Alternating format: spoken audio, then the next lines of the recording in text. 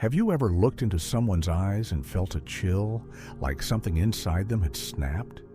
Hatred is dangerous enough, but when it evolves into something darker, into murder intentions, that's when you must open your eyes wide, because most people don't see it coming until it's too late. Every year, thousands of lives are lost, not just to violence, but to ignorance, to missed signs, to silence. In this video, we're diving deep into the 5 chilling ways hate morphs into murderous intent, and how Stoic philosophy can keep you aware, calm, and prepared. If you watch till the end, you won't just gain wisdom, you might save your life. Way 1.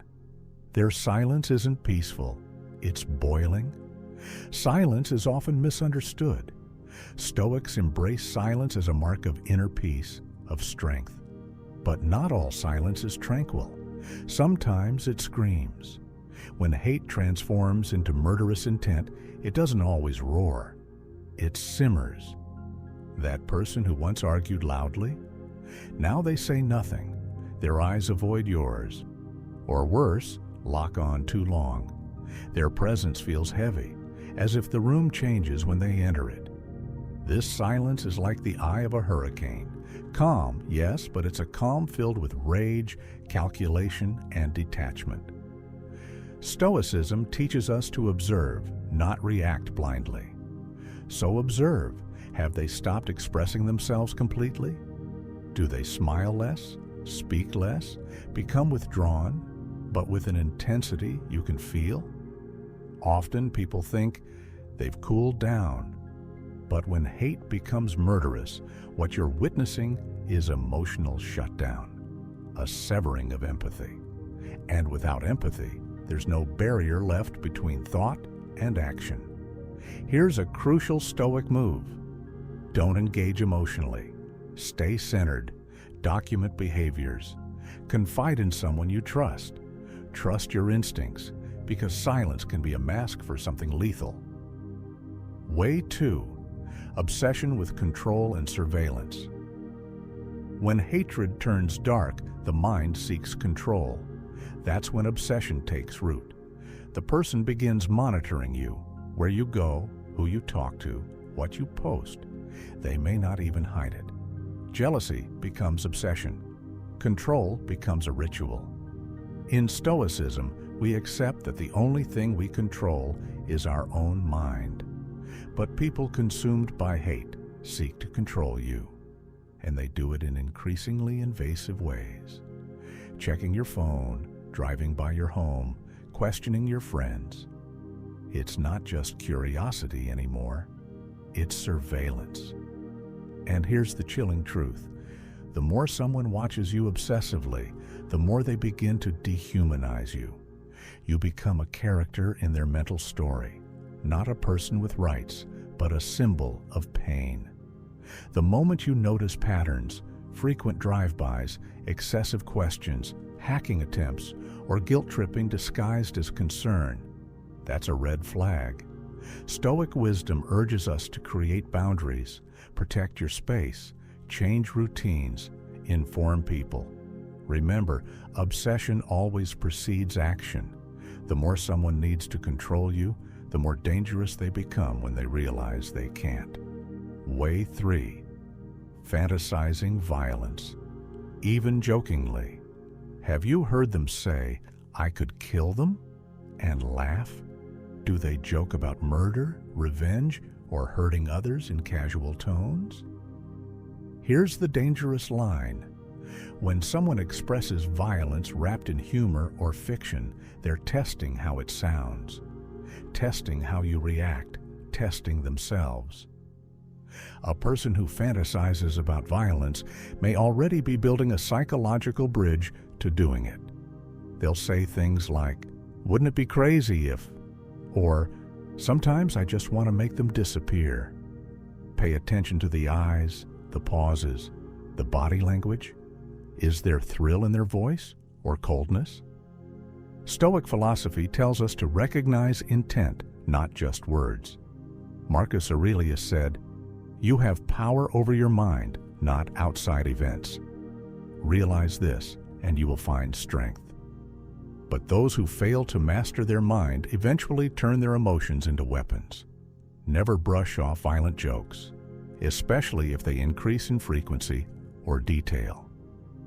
Confrontation might not be safe, but distancing yourself and documenting these moments is vital.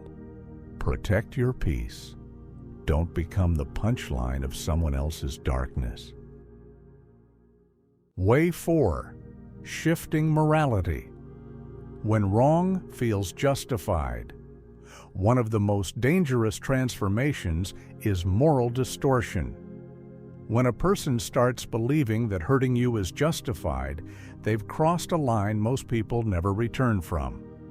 This is when hate becomes righteous in their eyes. They'll start rewriting the past.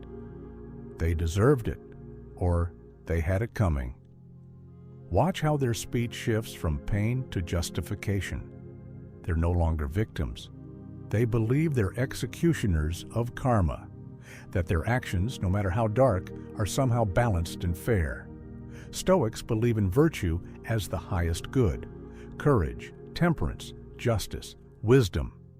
But someone who hates you may reverse these ideals. To them, revenge becomes courage. Coldness becomes temperance. That's the red flag. When you hear justifications for harming others, even if it's not you yet, pay attention. If someone cheated on me, I'd make sure they pay.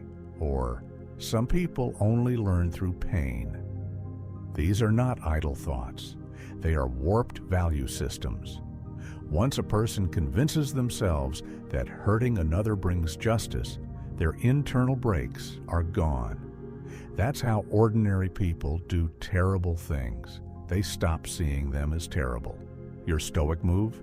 Do not argue morality. Do not try to change them. Protect your peace. Realign with those who live virtuously. And if needed, walk away permanently. Way 5. Sudden calm after intense hatred. Here's perhaps the most chilling sign of all. When someone who hated you intensely suddenly becomes calm, kind, even gracious. At first, it feels like relief. You think, maybe they moved on. But in many cases, it's the quiet before the storm.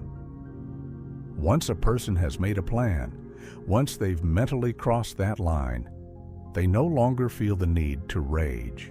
They feel in control. Psychologists call this the calm resolve. It often precedes action, and it's deceptive, because we're wired to believe that peace equals safety. But Stoicism teaches us something deeper.